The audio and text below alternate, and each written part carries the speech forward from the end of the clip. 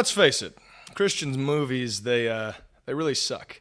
And I don't know if anyone has sensed that, but me. But I'm sure that you have. I mean, we see nothing but people dogging on them all the time, and this comes from a position of love because I am a Christian, and I have watched all of these movies my entire life. Growing up in more of a fundamentalist context, this is all we watched was Christian movies, and I had nothing to compare them to. And even in the day that I was watching them, I was like, "There's something off with this." Now, for a long time, it has kind of been the narrative that, well, Hollywood has all the money, the Christian movies don't have the money, so of course Christian movies are going to have worse quality, maybe not as the best actors. They're not going to have the money to put in those incredible visual effects everybody loves. But I contend that that is not the reason why Christian movies are not that good. In fact, I think that's really not at all the reason, because we see independent movies that are great, and they're made on smaller budgets than a lot of our Christian movies are. So the question is, why is it that Christian movies are the way that they are? And to answer that question, I'm going to bring in an expert who has been on the channel before, but never in the capacity really of his expertise, and that is filmmaking. My good friend Daniel Knudsen, who is a film director. Welcome in to help me out in answering this topic. Daniel, why are Christian movies so bad? The reason why Christian movies are so bad is for one simple reason. The agenda is more important than the truth. And that's why they oftentimes suck. And I say this in love, but the problem with Christian movies is people want Christian movies to be this amazing thing that converts people into the church. And story as a medium, as a form, doesn't really work very well from an agenda standpoint. It really only works when you are actually sharing truth. So stories that have a true moral premise tend to do very well at the box office. There's actually hard physical data that shows this. There's statistical data that shows box office revenues with movies that have a moral premise that is built on something, a theme that is universally true, even consistent with Christian views or Christian values, but just using film as a propaganda agenda machine is usually very cheesy. And this you see in Christian films that do it, but you also see this in political agenda films. Usually they suck, and that's why. Exactly. And here's the thing, like, most Christians will admit they'll sit there and watch liberal propaganda and they'll be like, this is terrible. This isn't a movie. Like, and they hate it. But it seems like when it's something that you agree with, a lot of times when it's the message that you agree with, you're willing to maybe not look at it as objectively or as critically and say, oh, they're doing the best that they can. Sometimes I believe that. Sometimes directors are doing the best they can. Sometimes directors don't know, that they may not be the most, let's say, media savants in the world, and they don't know the mistakes that they're falling into. But sometimes these companies know the mistakes they're falling into. And it's not a mistake, it's intentional, because hearing what you believe said back to you is a money-making scheme of making a lot of money. I mean, that's Hollywood's been doing that the same as the Christian movies have, only Hollywood does it a little bit better because they know how to put their messages in a little bit better than Christian movies do. But what I do want to do today is I want to objectively look at some stuff. So we're not just dogging on Christian movies. I want to look at examples of bad writing, bad acting, bad directing. And before we even go into the Christian context, we're going to look at bad writing in a secular standpoint, right? A secular movie that's got bad writing, and then we're going to look at a secular movie with good writing. And then we'll look at its Christian counterpart and see where it may have gone wrong, where we maybe could have improved some of that quality a little bit. And then we'll go into our main contentions on what some of the basic problems are with Christian movies. But first, let's start off. Daniel, are you familiar with Neil Breen at all? No, I don't know who this is. You have not had the pleasure of Neil Breen. Oh my goodness, this is the greatest of actors, directors, everything. He does it all. He does all of his movies. He edits them, I believe, as well. And Neil, oh my goodness, if you haven't seen this, you are in for a real treat here, Daniel. So let's bring him on. Come on, Neil, let's bring him on. Without further ado, here's my example first of what I would call very bad writing.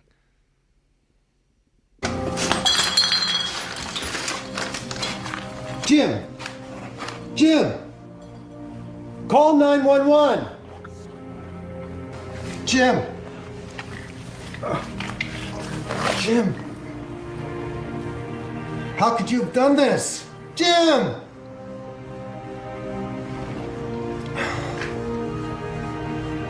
I can't believe you committed suicide.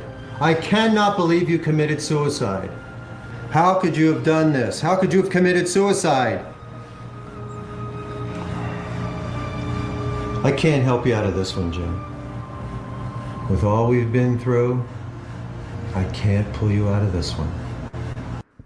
Okay, so here's the thing.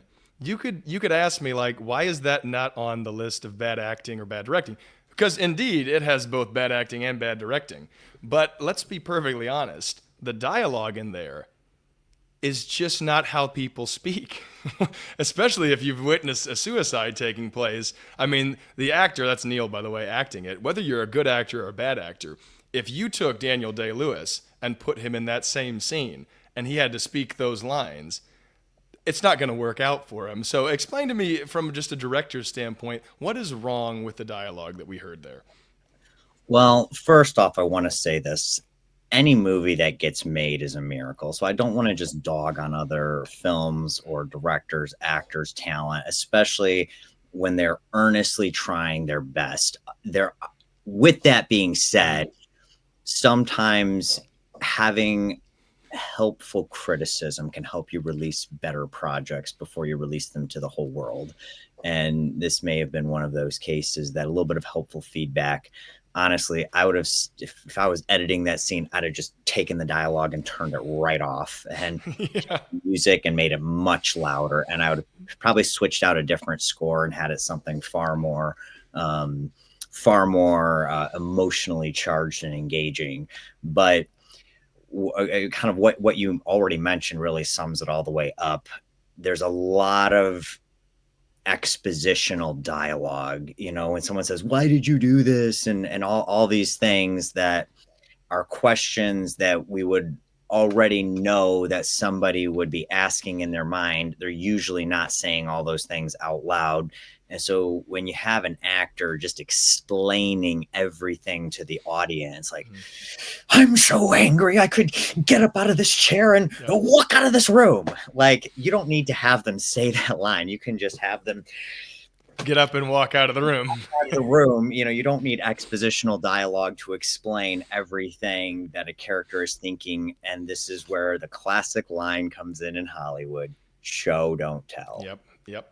Show, don't. Exactly. I mean, and here's the thing. It's tough for a writer. I can admit that. I mean, I write. I mean, I've written many screenplays because people will say, well, just write what people normally do, right? You just write how we normally talk. That's not necessarily true, because if you wrote how people normally talk, it'd be pretty boring most of the time. You have to take what a character would say, what a normal human being would say, and then you do have to accelerate it. You have to make it more interesting than maybe what you could come up with. Like, a human could have come up with that quip right there, but they probably wouldn't have. That's too quick for them. But it's possible. It's feasible under these conditions, the character you've set up. However, sitting there and saying, I can't believe you committed suicide. I cannot believe you committed suicide. How could you have committed suicide? 3 times, by the way. He hits 3 times in suicide. I don't even think I've spoken. That's more times I've said the word suicide in my life that I just said right there. Like, to say it that many times in the case that someone has committed suicide. There's many problems with that. But let's take a look at an example of really good dialogue and see how we can contrast these two things. And I've decided to bring up what I think is one of the better examples of this, and that is The Dark Knight. And let's bring The Dark Knight up, the interrogation scene from The Dark Knight. Oh, wait, let's see. Let me make sure that here we go. Let's bring her up. Daniel, have you seen the movie The Dark Knight before? This is going to be very embarrassing to admit because I love Christopher Nolan, but I've actually not seen The Dark Knight yet. Oh, my goodness. Well, then you'll love this. Okay, let's bring The Dark Knight up and watch what is universally acclaimed as one of the better, if not the best scenes from the entire movie.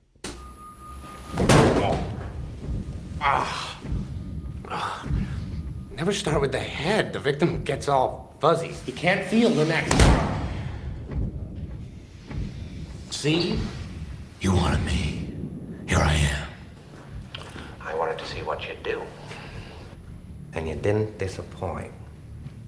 You let 5 people die. Then you let Dent take your place. Even to a guy like me, that's cold. Where's Dent? Those mob fools want you gone so they can get back to the way things were. But I know the truth. There's no going back. You've changed things. Forever. Then why do you want to kill me? I don't want to kill you. What would I do without you? Go back to ripping off mob dealers? No. No, you complete me. You're garbage. You kills for money. Don't talk like one of them. You're not. Even if you'd like to be. To them, you're just a freak. Like me. They need you right now. When they don't, they'll cast you out. Like a leper. See, their morals, their code. It's a bad joke. Dropped at the first sign of trouble. They're only as good as the world allows them to be. I'll show you. When the chips are down, these civilized people, they'll eat each other. All right, there's just a little taste right there of The Dark Knight. Okay, and a movie you've never seen before. So this is a pure reaction from you. What are the differences between that scene and what we just saw with Neil Breen's film? Well, there's a very big difference in the writing to begin with. They are not just stating the obvious, regurgitating a thought that someone could have in their mind and just saying it in English. It's a very complex debate over a deep philosophical idea. So it's the reason why it's so compelling goes far beyond just the entertainment value of it as a movie. It's got a thematic draw that's a very deep hook for one. And then on top of that, everything else in that scene is really well done. Great costuming, great acting, great cinematography, great sound design, and just great production value and directing all the way around. Well, and I want to say this just from a writer's perspective. I've always said this. Your film should be composed of so many great moments. All of your movie should be just composed of moments that if I were to clip anything out of it, a good 2 minutes out of any part of your movie, it would make me interested to watch your movie.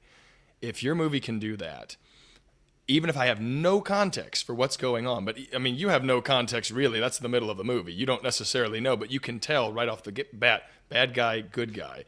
Interestingly enough, it's compelling where he's going with this. Like, there's all this story before that I haven't seen, but I know you're still not fully lost. You're not completely lost. And he's bringing up a very interesting philosophical point. All these good people, you change their environment and circumstances, and these good people will eat each other. Mm-hmm. And in a lot of regards, he's not that far off because, exactly. When people are fed and stable and relatively secure, the path of least resistance might be good behavior and don't tip the apple cart type of a mindset. But the moment you start introducing real challenges into people's lives, where people's families don't have food for lunch, you skip a few meals and go a few days without food, all of a sudden people will start getting a lot more violent and a lot less civilized. Well, exactly. And I will say this, and I think that this is fundamental to the art. If you're going to write anything, this is one thing that I've recommended to people. They'll tell me like, I love to write, the good stuff, the good scenes, but it's all this in-between stuff that gets me there. I got to get these connectors, and this character needs to get here, and how do they get here, and blah, blah, blah. I'm like, why are you writing scenes that you don't like? Like, you don't have to write any scene you don't like. You're designing this story. If you find the scene boring to write, it's going to be boring to watch. Just make your movie full of scenes that you would find interesting to watch. And your connectors of how this character gets here, make it interesting how that character gets here. If you don't like it and you don't believe in those, then those are the weak parts of your script. And you need to figure out how to get rid of those anyway. Which, by the way, The Dark Knight is an example of the entire movie. I don't know if there's a weak scene in that entire movie. Everything's compelling and interesting. But you want to take a look at our Christian example here of Our Let's do good friend Timothy Che. You know Timothy Che, right? I have seen the movie Gone that he directed. Okay, well, this is Suing the Devil, which, by the way, you cannot. I picked this example because he's got Malcolm McDowell. Malcolm McDowell is a fantastic actor. He did A Clockwork Orange, pretty good Hollywood actor. I don't know how Timothy Che got Malcolm McDowell in the lead role of this. So this is not him being a bad actor. This is what happens when a good actor is presented completely unworkable dialogue, is what I would say. So let's take a look at this and see what we think. Let me skip over to the most to the best part. Here we go. Most of you are just too stupid to figure it out. God created the oceans and the stars. He created compassion, mercy, and stupid things like love. He created good health, raindrops, and the scent of jasmine. Do you know what I created? Huh? Do you? I created noise! And like the dumb idiots you are, you worshipped it! Humans love the noise I created. Car alarms, motorcycles, leaf blowers, nightclubs, gangster rap, techno music, everything that creates noise, I invented. And you know what? Noise drowns out any thoughts of God. What's the matter?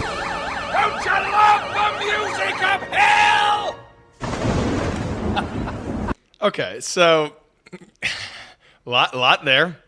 I fundamentally, Daniel, I'll say this. I think there's something interesting that the screenwriter's trying to get at there. That's an idea that maybe is interesting to play with. Where did he go wrong in his writing of that? Where he goes wrong in the writing of this, in my opinion, is he's half correct thematically in the idea that, like, sort of the devil is in all of the distractions, but the devil is not in the noise. God, according to, you know, Christian theology, God created the world with the sound of his voice, and God said, let there be light, and there was light. So this whole idea of like noise being the enemy, and he's demonizing motorcycles and these wonderful innovation that God gave us minds that we could create these helpful things like motorcycles and cars and vehicles to get us from place to place. Like, these are not bad things. These are good things. And so it's kind of like throwing out the baby with the bathwater, because he's saying something that isn't fully true. It doesn't fully resonate. Movies that say the truth and get it right, those are the scenes that resonate. Those are the scenes that people start crying when they watch them on a movie. Well, and one thing I can say is this is specifically true of villains. Anytime I write villains, I had an issue with this as well. You have a tendency to write these soliloquy speeches, which they can work. Like, you can write a soliloquy speech for a villain and he can pull it off. He can pull off a good monologue if you write it correctly. But it's harder, and a lot of times it follows what I would call this really repetitive process. Like you see here, God created and God created and God created and God created and God created. And what they're doing is they're doing what is a classic trope and is useful. They're setting up, then they get to I created, right? What did I create? The problem is it ends up being very weak and very boring, because you sit there and if you're not crafting it interestingly, you need to tell a story there. Like, God created this, and you need to keep ramping up the things he created and make them more relevant and tie in. You can't just be like, he created the sunshine and puppies and he creates jasmine and lilies. You need to go like, God created sound, and from the sound he created music, like instruments, and from the instrument music. Like, you got to tie it together somewhat. You got to make a coherent story inside your dialogue. Like, if you're going to make a long monologue, there's got to be a coherent story there. And then your crescendo of what you created needs to contradict that, right? If you created chaos and noise, you need to contradict the whole series that God created, right? He starts here, creates this, then instruments, then from instruments he creates music, from music he creates great symphonies, and these are beautiful things. And you go, here's what I created, and it defeats the whole Jenga tower. Instead, what you're left with is you created noise while God created unrelevant things to that, right? God creates puppies and sunshine, and you create noise. Well, those things are discongruent. They have nothing to do with that. So why'd you bring up all these things God created outside of them being like generally pleasing and nice things to say that you create this completely unrelated thing. There's no point in using your setup to your punchline. But that's what I would say for that. Does that make any sense there? It's kind of like a logical, like non sequitur. It really doesn't go together. It's just, I can see what the director, I think, is trying to go for in that scene, but it doesn't really land because the ideas don't directly correlate. Exactly. And so there we go. There's a Christian movie that had an actor that was capable of doing it. Very good actor and very nice production value. Yeah. And by the way, I think Malcolm McDowell is doing as much with what he can. Like, yeah, I know. I'll bet you he's ad-libbing a lot of that. That script's probably way worse. Scene for the dialogue he was given, I would say he made it a pretty good scene. He gave it his best actor effort. He brought it. Yes, and I'd say, look, those insults that like you stupid people, by the way, I would guarantee you those are ad libs by the character. He's trying to take what is cheesy dialogue and play into it a little bit, which can work. And so he makes a creative decision that I think is useful to the film.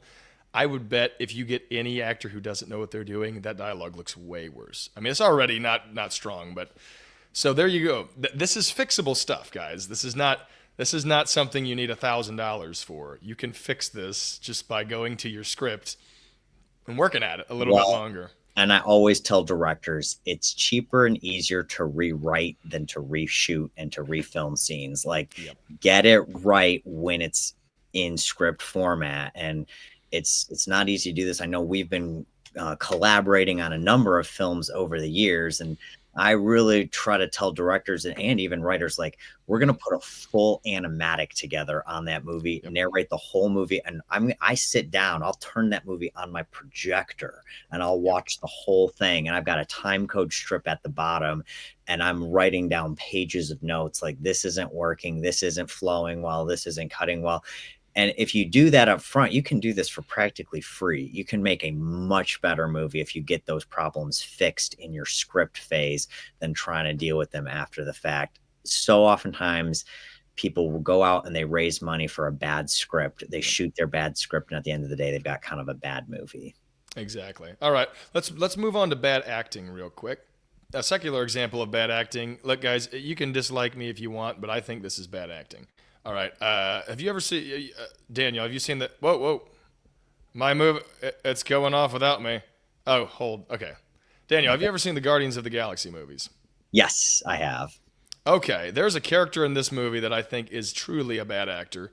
Now, by the way, Lee Pace. There you go. I spoiled it. Lee Pace is not bad in everything. He's good in some movies, but I think he overhams his character, which is hard to do in a comic book movie.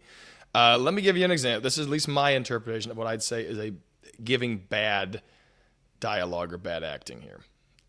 Let's see. Are we platformed here? Let's begin. I can see it. Get away! Ronan the Accuser!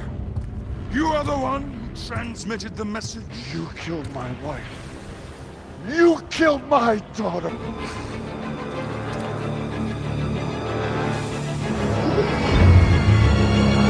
No! Nebula! Retrieve the orb!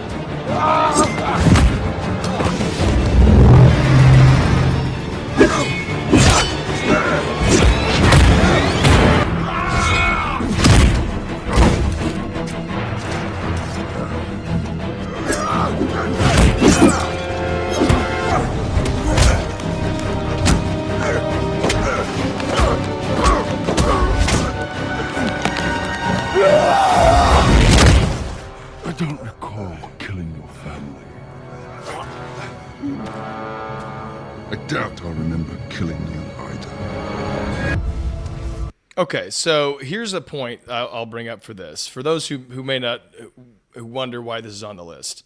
Okay, my issue with this portrayal is that Ronan the Accuser is supposed to be portrayed as this guy who's disinterested because these people are beneath his power, which the actor's making a creative choice to appear disinterested.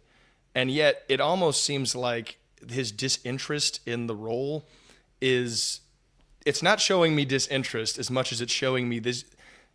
The actor is not prepped for his role specifically. The way that he's delivering his lines and his dialogue are very flat. There's there's a way to give dialogue as an actor in a disinterested way and not make it sound like you're reading it off, today. You just got your lines and you're reading them off. As he says things like, "I don't remember killing your family. I doubt I will recall killing you." I'm like, I've seen actors like Vincent Price deliver a disinterested villain who is disinterested in the person, but that doesn't mean that the character's not interesting. The character's still interesting, even though they're disinterested, is their point. So my issue with this portrayal is it's just really wooden and flat. And it's not a problem with the film, because the film, that's why we showed the great production quality. The film has great production quality. This isn't an issue. It's got great costuming and everything else. The actor is not selling me at all in this scene. And by the way, in the entire film, but this scene was a good example of it, of his role. You want to talk to maybe what some problems are with actors, maybe in their creative choices, and how that can come across on screen. If you told someone to be disinterested, right? Like, you can't just play that as I'm disinterested in the film. Correct. Well, first off, I would agree with what you said. I mean, just phenomenal production value. And because there's a lot of action in this scene, it's a fun scene to watch, even though I don't think his performance is particularly compelling. It still is a really fun. This particular movie, the Guardians of the Galaxy movies, they're purposefully cheesy, and that's part of what makes them fun. But I really do agree with you here. There's just not a very compelling performance, in my opinion, in these scenes from him. And I think one of the things that I can tell you as a director, when it comes to film, there's actually very, very little coaching when you get on set. The director, especially on a Marvel movie, you're on set 3 hours before any cast show up, and you're there hours after they all leave. You're doing 16, 20-hour days every day. Cell phones, emails are ringing around the clock. You got so many details in your mind you're trying to keep straight and keep track of, and being really, really dialed in on every single actor's performance is tough. So there's just to give the actor some deference. There usually is very little directing. Pretty much on these big movies, the director says action, and you act, and you get a couple of takes and you're offset. In some of these movies, you barely get, if you're not like the star, you get barely any direction. Maybe Right. You'll meet the director that morning, and he'll be like, I saw your tape, you were great, and he'll shake your hand. And that's the amount of interaction you had for the director for your whole role, pretty much. And then they say action, and you bring your A game as best as you can, and you better be prepared, and you do what you can, and you put your work out there, and you put your best work out there, and hopefully it's good. It's kind of the way film acting works. So it's not what a lot of people think it is. It's very different than stage, where actors are working with the director for months and months and months, doing a lot of read throughs, and there's a lot of coaching, and it's a very different animal, especially on something like a Marvel movie that's very action heavy. There's a lot of people in these scenes. There's a lot of moving parts, a lot of production design, a lot of stunts, a lot of visual effects, a lot of practical effects. All of those things put together make for usually very, very, very little coaching for acting. So just to put that out there in his defense, I do think, though, in general, it does seem like a little bit of a phoned-in role, that there wasn't a whole lot of thought put into the presentation. It was just kind of pushed out there. Yeah, now let's move on to what I would consider the greatest film ever made, and one of my personal favorite scenes from this movie, which, if I had to define a role that's just the pinnacle of acting, I would say that this is that. Let's bring up the wonderful Daniel Day-Lewis here. Yes, oh the Lord. Yes. Let me get him. Here we go. To the sky and say it. What do you want me to say? Oh, Daniel, you've come here and you've brought good and wealth, but you have also brought your bad habits as a backslider. You've lusted after women, and you have abandoned your child. Your child that you raised. You have abandoned all because he was sick and you have sinned. So say it now. I am a sinner. I am a sinner. Say it louder. I am a sinner. I am a sinner. Louder, Daniel. I am a sinner. I am a sinner. I am sorry, Lord. I am sorry, Lord. I want the blood. I want the blood. You have abandoned your child. I've abandoned my child. I will never backslide. I will never backslide. I was lost, but now I am I found. was lost, but now I'm found. I have abandoned my child. Say it. Say it. I abandoned my child. Say it louder. Say it louder. I've abandoned my child! I've abandoned my child! I've abandoned my boy! Beg for the blood. All right, I'm gonna have to stop it there, but I'm about to watch the whole movie over again. Man, I mean, it's hard to not even get emotional just watching the scene, and I've seen that movie 4 times, and I'm going back through watching it actively now. What's different from from what we just saw from Daniel Day-Lewis and signs of not good acting? Well, let's just say neither one of these actors are phoning it in.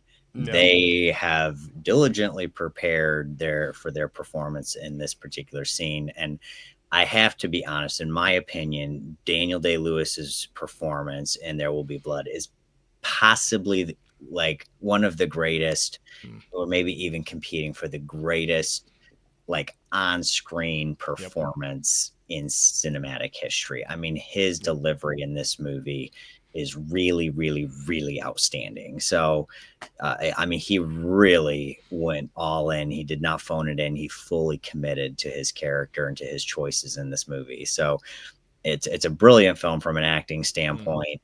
I think it's an example of intriguing dialogue. You've got this religious figure who's really forcing Daniel Day-Lewis's character to repent, which doesn't kind of work that way in real life. It's got to be voluntary. It's got to be of someone's own volition. But you know, you've got that dynamic in it, and you know, he's really going through this tremendous emotional struggle as he's, you know, acknowledging, you know, his own actions and how that's, as he's thinking about his own actions and the way that that's impacted his own son.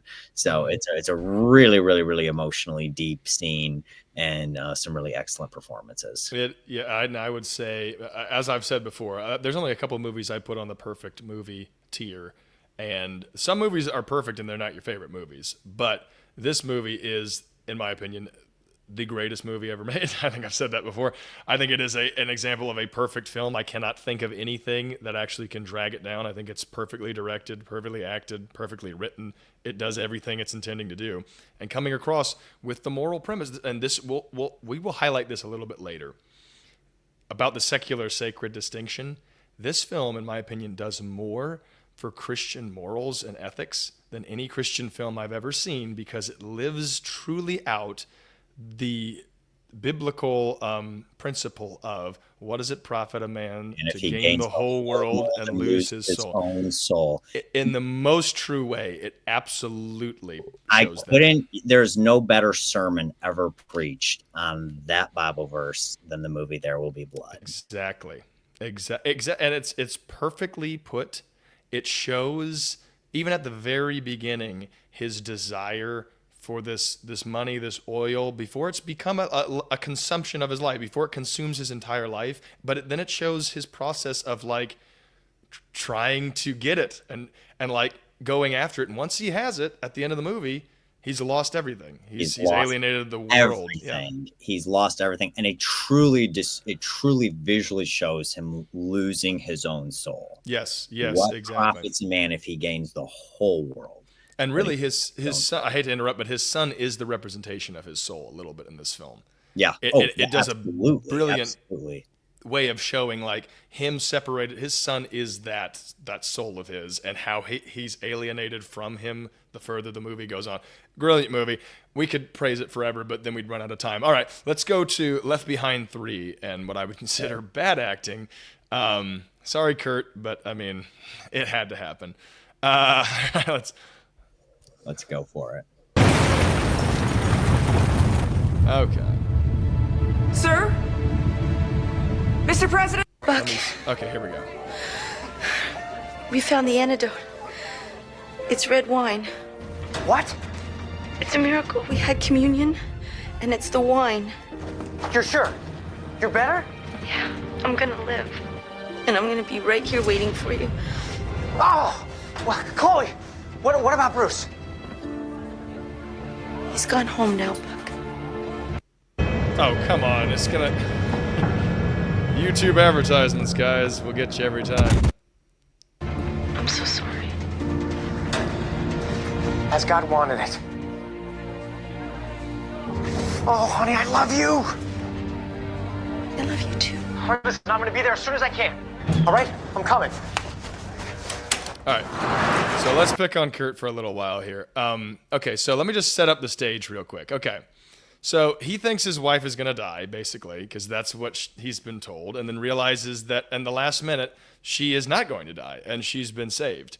And then he learns that one of his best friends has died. I'm not buying at all that he's...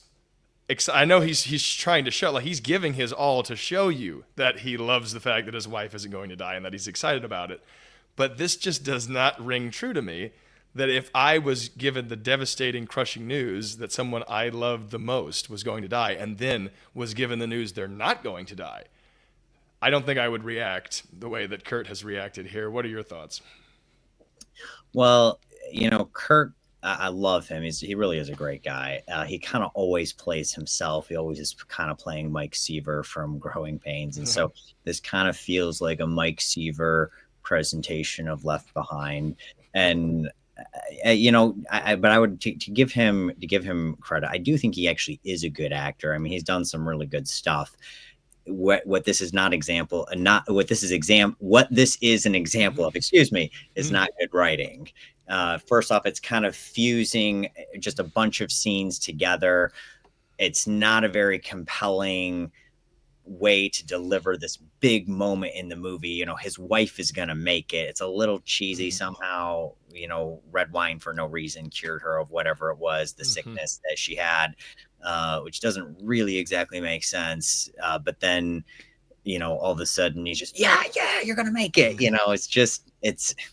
If I was directing the movie, I would have written the scene completely different so that it really was a much more compelling scene. Like if you would have had him, at the bedside with her, and there's like, the heart monitor, and it's like, and all of a sudden, she wakes up from a coma or something, and you got the music, and then the tears and the crying, and it's a way, I mean, there's just ways to capture the moment better. I even think fundamentally, if the scene was what it was, let's say they presented it to you or me and they said, you got to act it.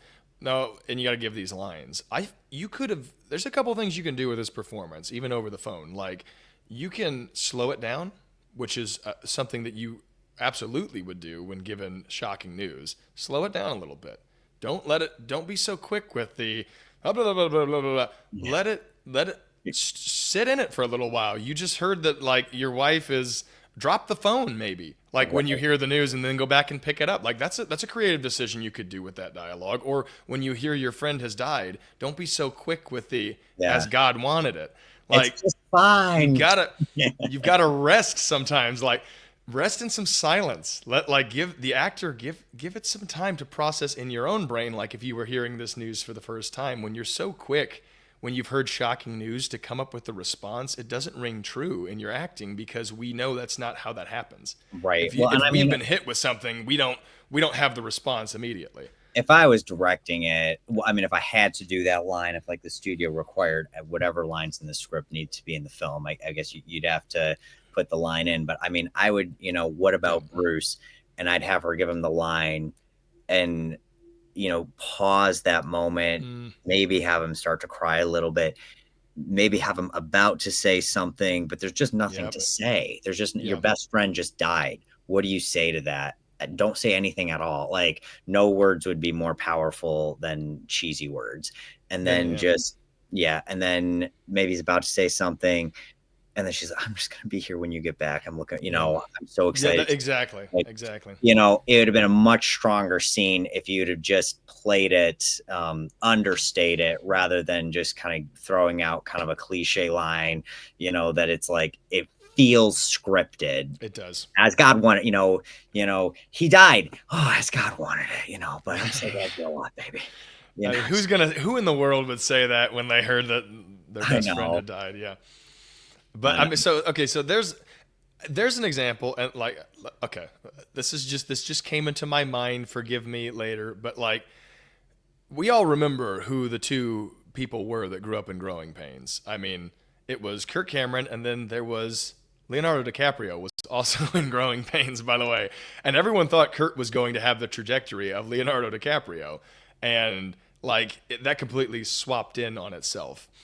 I don't know. I've never thought Kurt was the greatest actor in the world. I'll be honest. Like, I think he's competent, but I've never thought he was great. But I would kind of bet that the fact that Kurt took his trajectory into the Christian industry and Leo took his trajectory into the secular industry, and I think that made a major impact on how they learned to act. Like, Growing Pains fundamentally is a sitcom. You don't act much in a sitcom. But like when it was like, okay, you need to learn the trade and be a dramatic actor, I think it is telling that two actors who were really successful in the secular context, when they broke off, one went to the Christian side, one went to the secular side, and one has become not just secularly great, like objectively, Christians would admit Leo DiCaprio is a much better actor than Kirk Cameron is. But that may not be because of any internal raw talent. I mean, a little bit of it is, obviously. But, like, what would it have looked like if the Christian industry had been what the Christian industry was like 70 years ago, when we were putting out the 10 Commandments and, like, it was Hollywood studio, professional quality training and bringing up actors? I just have to think it would be a little bit different under that context. What are your thoughts? Well, and I tell people the biggest difference oftentimes between A-list actors and actors who aren't A-listers is that the A-list actors get better scripts and they get into better movies. And so, there's even some A-list actors who might not be the absolute best, but they're in the best roles. And so their acting shines through. And I mean, if you're getting better directors, better writers, better, like, all those things make a big difference. Yeah. And someone like Leonardo DiCaprio, especially, it's one of those things that kind of really goes back to the Jesus principle in Matthew 5, to those who have, more will be given. If you start being a good actor and you're trending up, your ability to pick and choose projects gets better. You can pick the best projects, the biggest and best. And as you become more of the biggest and best, all the best scripts are vying for your attention. And so, the Brad Pitts are like, they're getting the best roles offered to them. They're getting the best directors coming to them. They're getting the best projects. And so it makes you look much better as an actor. And sometimes we see this, and you were showing us an example earlier of, a truly great actor in kind of a lousy, or, in my opinion, a lousy independent Christian film. And it's like, if you don't get the good projects, no matter how good you are as an actor, your talent isn't really going to shine. And I hate to say it, but like, it's not the actor that carries the movie. Film is a director's medium. Right. It is.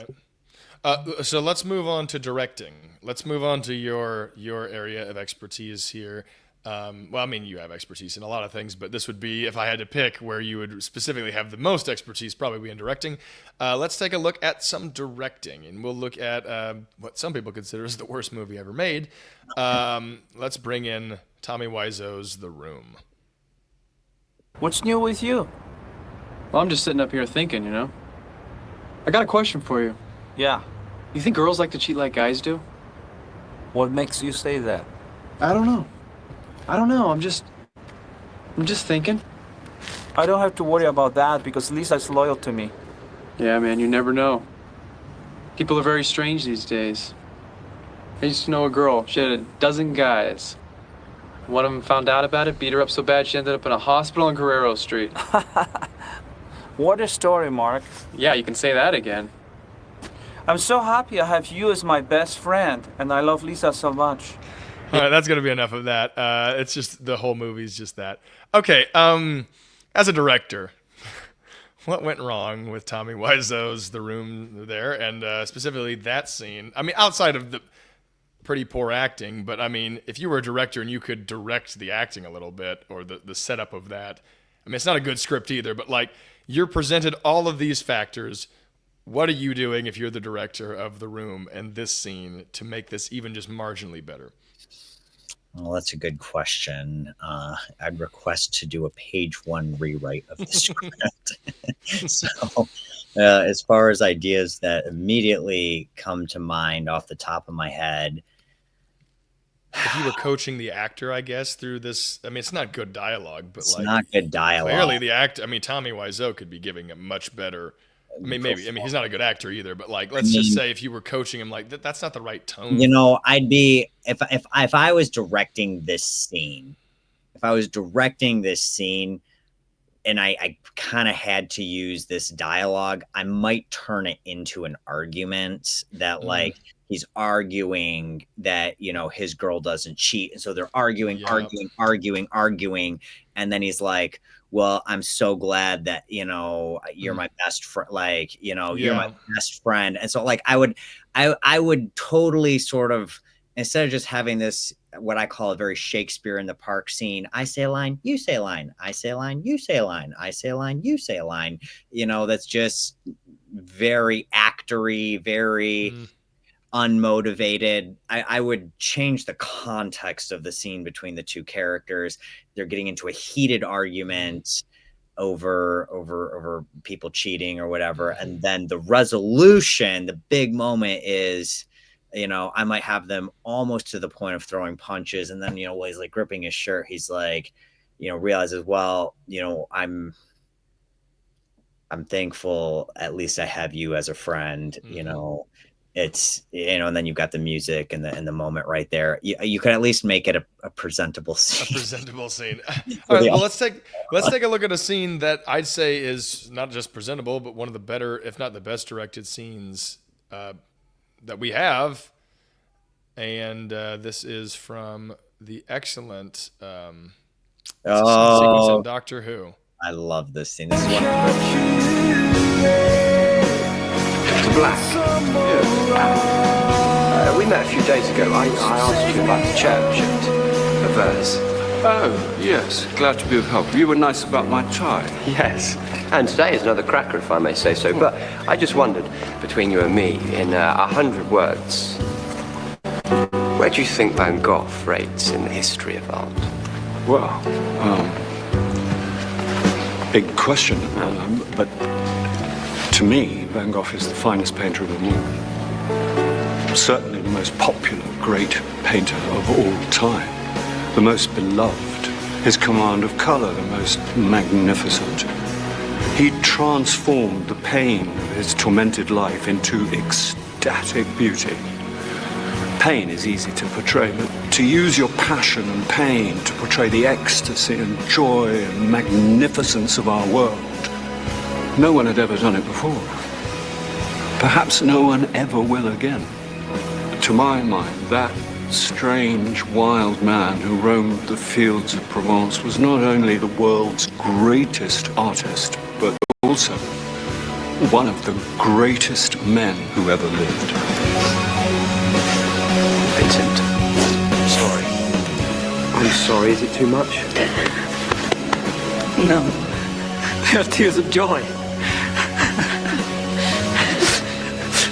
Thank you, sir. Thank you. You're welcome. You're welcome. Sorry about the beard. All right, I picked this because if ever there is an example of absolutely fantastic directing. Now, there's good writing and great acting too, but this is directed immaculately with how how he's in the room, when the times where the narration's going on and he's looking around the room. It's a brilliantly directed scene. What are your thoughts on it? This is one of my favorite scenes, possibly my favorite scene in all of television history. This scene from Doctor Who celebrates the human experience in a way that is unbelievably special. This is exactly what cinema should look like. This is the kind of project that makes people want to be better people. When we become better people, we create a better future. And that's exactly what stories can do. This is a great example of the true place of Hollywood in our society, because if we had more projects like this, we would have a more cohesive, more loving culture. But this is an example of just a beautifully crafted scene. It's excellent from every angle. The editing choices are really strong too. You see the shots of all the people here in the museum looking at the Van Gogh display. You've got all the people admiring this beautiful artwork. And then the way you have the museum curator essentially narrating what's going on in Van Gogh's mind is incredible. And I love how much we stay on Van Gogh. Vincent, he barely even talks for the entire scene other than those few little words at the end when he's talking to the museum curator, but yet he says so much throughout that scene, and you see that entire scene just validating his entire life. It's just a beautiful scene. I absolutely love it.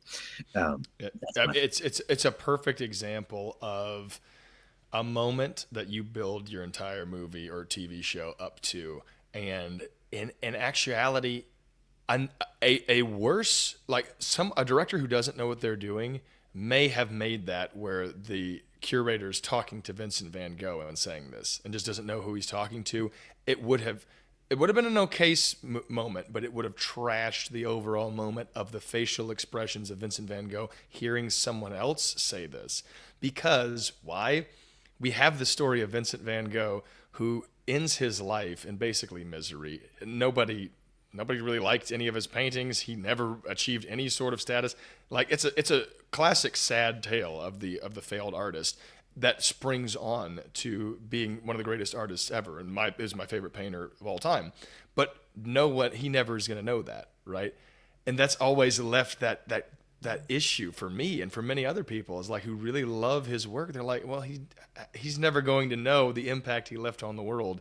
And in a way, this is almost like the real Vincent van Gogh getting his chance to see that.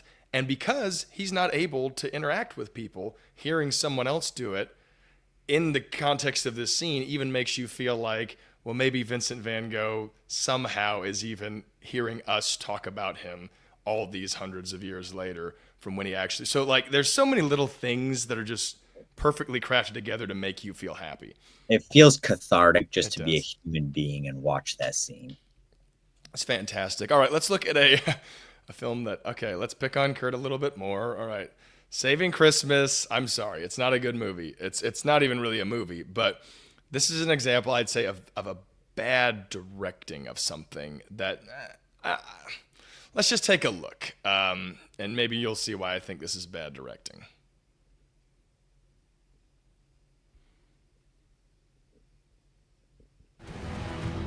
His real name was Nicholas. He was a devout Christian. He was the Bishop of Myra, a city in modern-day Turkey. He was left with a large sum of money when his parents died, and he became famous for his kindness toward the poor and his generous giving of gifts to children.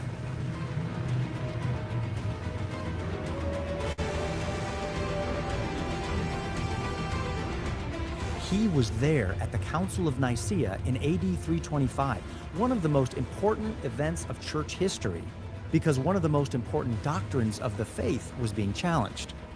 There were leaders in the church that had begun to deny the deity of Christ, the doctrine that confessed Jesus as the Son of God, God in the flesh. Nicholas did not take kindly to those who wanted to reduce Jesus to a mere man. The Council of Nicaea ended up producing what is known to... Okay, so this goes on for quite a bit. I'm going to stop it there. Here's my problem with this. One, it's narration over the same thing. Now, I get they're trying to do different clips and stuff, but the guy walking through the woods works to hold your attention for maybe 5 seconds. After that, This is just now a stock footage with somebody giving me a sermon over it that I could pull up on YouTube. You know, like, what is this doing in a movie, basically? Like, this is like somebody's sermon I'm listening to and seeing like stock footage they got from Envato Elements. This is not compelling at all or interesting. Honestly, a scene like this should absolutely never be in a narrative movie. If you want to make a project about a specific nuanced historical thing, make a documentary about that specific nuanced historical thing and bring in some experts, bring in some people from academia, bring in some people who are knowledgeable in that subject, interview them and make a documentary. Putting a scene like that in a narrative movie is something that totally doesn't fit. It's not going to flow.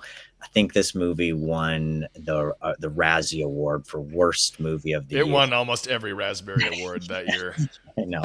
It's not a scene that should have ever been in a narrative feature film. Well, yeah, I mean, I know that it won the Raspberry for the worst picture. Kirk Cameron won the Raspberry for the worst actor, and Kirk Cameron's ego won the Raspberry for the worst supporting actor. So that was that's the first time an inanimate thing about an actor has won an award in the Raspberry Awards. But by the way, that is not Hollywood or like secular Hollywood, you know, dogging on religion, because look at how successful The Chosen is. Look at how successful The House of David is. It has nothing to do with your stories. It's not that the entire world is, some of them are, but it's not that Hollywood's against you. Hollywood is for making money. Like, no matter what it is, they're going to make Noah if Noah makes money, the one that they made that you didn't like. If you want to make Noah more faithfully to the Bible, you need to learn how to make movies that will make money, and then Hollywood will hire you to make those movies. And it's being seen actively now that is the course trajectory you can take. But with that being said, I do want to, let's go into what the problems are. Here's 3 I want to list. I'm going to get your perspectives on this. These are the ones I can identify that you can fix. Anybody can fix these in their films. It starts with the script or the narrative. But these are some fundamental problems I think are ubiquitously littered throughout Christian films specifically. Not all of them, but a good deal of them. And by the way, any form of propagandist film. And I'll explain what I mean by that here. Number 1, they put the message over the story, and we talked about that a little bit. If you are trying to put your message over your story, what you're going to end up doing is you're going to box your characters and your story in a way and make it go somewhere that's not natural to the story. The way I've always written scripts is I write about something that's interesting. And if it so happens at the end of that script, I go, okay, this is what that narrative is about. If I like that narrative or don't like that narrative, I will either pitch it or not pitch it. But I never start with, we need to make a movie about abortion, or we need to make a movie about forgiveness, or this. Like, you're already constricting the creative process at the beginning because you're forcing your story into that box. Now, that's not always the worst idea. You can make movies where you have the topic you want to write about to begin with. I'm not saying that can be successful, but more often than not, when you do that, you're going to not allow your characters and your story when you get halfway through. About the halfway point of your story is when your characters should take over and should start making decisions themselves. But if you've already decided what your end is going to be and what your beginning middle is going to be, then your characters are actually not driving the plot forward. Your characters are passengers in the plot, and those characters are going to be boring. And the plot's not going to be all that interesting because it's not going to be motivated by what the characters would do because you've already decided what they're going to do. That's one problem I see. But what do you think there? Well, this goes back to the way we opened the show. What's the number one problem? It's that the agenda is more important than the truth. And oftentimes agenda movies are just not good artwork. They're just not good artistry. And it is what it is. Like, I would just encourage any director to really study the art and craft of storytelling. You can become better, and it's not solely an issue of budget. And I can say this very, very personally, my first movie that I directed, I won, the project won a Screen Rant Award in one of the worst movie of the year categories. The last movie I directed that had a budget half the size of the very first movie I directed, maybe a decade and exactly like a decade later, I directed, in my last movie, the lead actor won the Youth Academy Award for Best Role in a Feature Film. So like a director really can get better and tell a better story and have a better script. And the big difference was the writing and the storytelling. Like some of the equipment that I filmed both movies on are the same equipment. I was directing both projects. I was, intimately involved in both. They were separated by a decade of experience, but like you can become a better director if you become a better storyteller. Yes. Now, point two I'd love to bring up. I think this is actually one of the bigger ones for Christian films specifically, and I hope they hear this and take this to heart. I call this stereotyping the archetype. And I'll give you an example of this. Too often than not, let's just look at a movie like God's Not Dead. Too often when you watch a Christian movie, they have stereotyped their archetypes. Now, archetypes are good. They're great to include. You want them as your characters. Your character embodies, bravery or something. He's the archetype of bravery. This character embodies the archetype of cunningness. Like, those are good things to write in. In fact, the greatest scripts have them. The Joker is a good example. He's the archetype of chaos, basically. So you want to have these archetypes. But let's take a look at something like God's Not Dead. Who are the heroes of that story? All of the Christians, and they are the greatest heroes with no real flaw. Their flaws are that they're, sometimes they're not able to be as great as they always are. And look at the atheists. Let's look at Professor Radisson real quick. He's the meanest human being that ever could have existed. He hates God with every fiber of his being. Not that there aren't people that exist like that. So you can say, okay, they're just using one example. Okay, well, let's look at the Dean Cain's character. Dean Cain is the lawyer atheist who is so aggressively mean that when his girlfriend says she has cancer, he breaks up with her right then and there. And just like, if I can't get my selfish, desires out of a relationship, I'm not interested in having it. Like, that's a human experience that people would have. Like, yes, are there people like that? Sure. But let's even the lady who changes and becomes a Christian, who's an atheist in that movie. She is an animal rights activist, feminist, vegetarian who goes after the Robertsons, goes after God every chance she can get, in writing her blog posts. All of these atheists are being portrayed in a specifically stereotypical villain mustache twirling way. There's no nuance to it. There's no reason why. There's somewhat of a reason why for Professor Radisson, but there's no goodness either. And there's no wickedness in your good characters. And that's a problem for me. If your good characters don't have wickedness in them and your bad characters don't have some goodness in them, then you've created stereotypes, and they are not true characters that ring true. And that tends to propaganda. When you villainize the other side as completely unfeeling, the worst of the worst, and your side as the greatest of the greatest with no problems, you are making propaganda. That's just what you're making. You're not making art. And I don't even think you're making a really Christian film even at that point. Christianity is a religion that's based on loving your neighbor, which to love your neighbor, you should not be unfairly slandering them and saying that people who hold these positions are the meanest people in the world who want to drown puppies in their backyards. Well, and I think the problem with this goes to a very, very, very basic human problem. We are tribal creatures, and as tribal creatures, we tend to preference tribal allegiance above other things, and so we tend to like things that agree with our tribe and dislike things that disagree with our tribe, and see people in our tribe as better and see people in other tribes as worse. And the problem with all tribalism is that they run into this exact problem. It's not authentic. The battle between good and evil is not amongst people out there. The battle between good and evil is a battle that happens right here. And if you tell a story that can exemplify this battle, you probably have a very interesting movie for an audience to watch, because everybody understands that battle. If it's merely just tribal propaganda, well, people in your tribe may enjoy it, but it will make very little impact on the world beyond your tribe. Well, and one quick note on this as well. I was talking to my brother Christian about this the other day, and I think that this is actually relevant.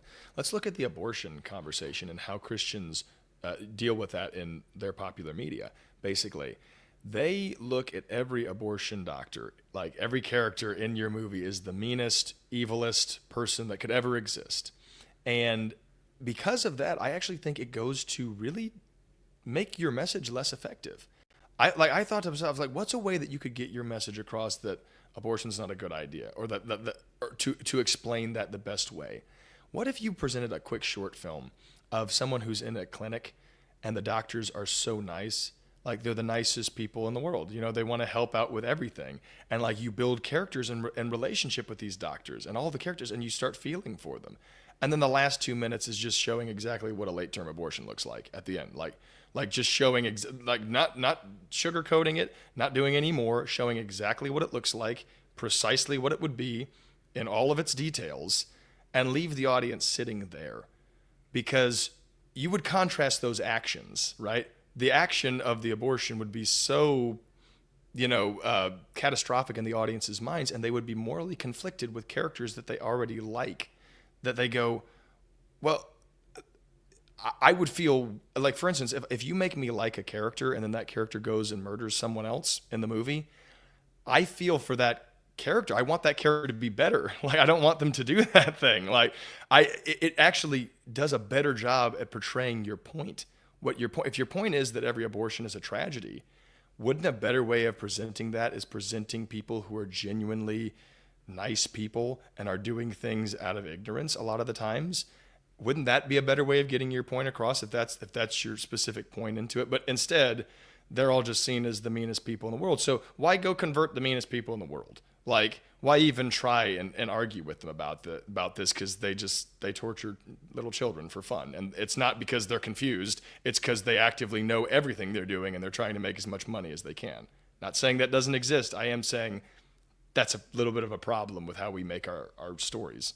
Oh, it's a huge problem. You know, this reminds me of a quote by the late Supreme Court Justice Scalia, and he said this: I attack ideas. I do not attack people, because sometimes there are good people that have bad ideas. Mm-hmm.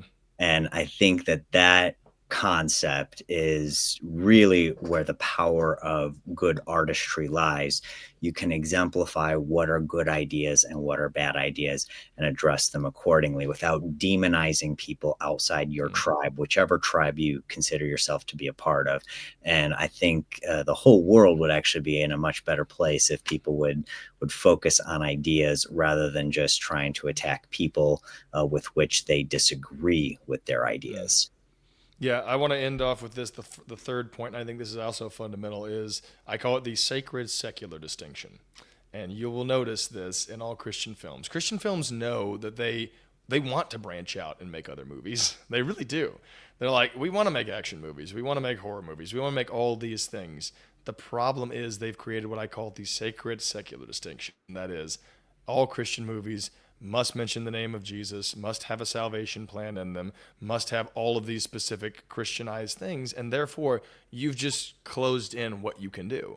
You can make an action movie, but it better be about a war, or it better be about the end times. Those are about the only ones you can pick from. There's nothing else you can do, because the sacred secular distinction you've created has cut off a lot of the ideas you could use. As we said about There Will Be Blood, that movie people would say that's not a Christian movie, but yet it does a better job at presenting your moral premises than most of these Christian movies. Movies like Midnight in Paris don't mention the name of Jesus one time. And I think they fundamentally have helped my spiritual development much more, because they are getting at things that Jesus specifically talks about, and they're revealing them to us. Just like when we look at paintings. Those paintings, Vincent van Gogh's Starry Night does not mention the name of God, nor mention Jesus. And yet it's a religious experience looking at it. It shows you the creator and how he's created creatures who can have independent thoughts and look at nature and present it in such a beautiful way in their own uniqueness, which brings glory back to God, because they are engaging in this fundamentally important idea, and that is they're creating art. And art is a reflection of God. If good art is a reflection of God, and bad art is a lesser reflection of God. So you don't want to make bad art, you want to make good art. But we've decided that everything has to be a sermon. And because of that, Christians don't have an ability to make, they're limited. They're in a box. And they really should get rid of that box. I mean, there's plenty of great movies you can make as a Christian director, actor, and writer that are morally true movies that will do way more for evangelizing the culture and changing the spiritual trajectory of the world. And you don't have to add in stuff to the, I'd say it's hardware over software. Change the hardware, change the software and make the hardware the core of what your movie is about. You don't always have to have dialogue lines of, it is the will of God, as God wanted it. Well, and there's so many things that church people say in that lingo. We know what they're talking about in the church world, but people who don't have that subculture, they don't understand what these words and terms even mean. So the problem is with a lot of these movies, if you can understand it, you don't need it. And technically, if you might need it, you're probably never going to understand it. So that's just the way it is. Again, the problem is the agenda has become more important than the truth. And the solution is the truth needs to be more important than the agenda. Yeah. I'll tell you what compels me to change my life is when I see a perfect example in film or in art or anything, when I see a perfect example of either something that someone did that caused them a tremendous amount of suffering or something that someone did that caused them a tremendous amount of joy. It's not, I'm a Christian myself. I love the salvation plan. I am a Christian. I love Jesus. I'm not saying this, but I will say this. We have absolutely destroyed the gospel message because we've taken the salvation plan and crammed it everywhere it doesn't belong. Now, every time I hear it in a movie, I'm like, this again. like you've taken, I've said this before, you've taken the greatest story ever told and you've ruined it. So leave it to Christians to take the greatest story ever told and to wreck it because they've not put it in its proper context. But when you see a movie like There Will Be Blood, you see someone who sells their soul out for money and for fame, and you look at your own life and you go, am I in a place where I'm doing this, that I'm selling my soul out for these things? Should I refocus and not be doing these things? Or you go watch a great movie like Midnight in Paris, which is a great example of this, where somebody leaves behind the things that are impeding their life. And you say, well, should I aspire to something greater than what I am? And I get this. People can say, well, outside of the Christian context, these are just self-help things. Okay, but it's the job of the church to provide the Christian context. Not every movie has to do it. Movies can be stepping stones. One movie can get you into the camp and another can get you further and further. Not every movie has to contain every single thing, and it can't, by the way. People don't develop like that. People grow. It takes them time. They hear a new concept and they accept that one, and a new one and accept that one. That's what art is supposed to do. And we should be constantly putting positive messages out there, bringing people to where they need to be, like Jordan Peterson does. Jordan Peterson brings people into the gate, and it's up to Christians beyond that to help them usher them even further. You got to break down those walls so that you can actually start to till the fallowed ground, as the Bible says. So I would say that is fundamentally important to art. I agree. All right, ladies and gentlemen. Well, that is our look. And as our first kind of dive into the arts, we will be doing more of these series as they come on. Probably we could do another one with Daniel. Guys, if you love this one, I have some great guests coming up that will just evaluate art in all of its forms, not just film, but in music and dance and all of the wonderful things that God has given us to enjoy. We could use some more art appreciation right about now in the culture. It seems like we have forgotten a lot of these artistic expressions, and when you see them done in the way that they're meant to be done, I think there's no greater portal to the divine than artistic expression. As a representation of God, it gets you closer to God than I believe you really can get this side of heaven. So with that being said, thank you very much, Daniel, for being here. Hey, thank you. I agree. King Solomon says, in the awe of the divine is the beginning of wisdom. Great stories can put people in that place. So let's make those stories. Amen and amen. All right, guys, that's it for us today, and we'll see you next time on Gen Z Theology.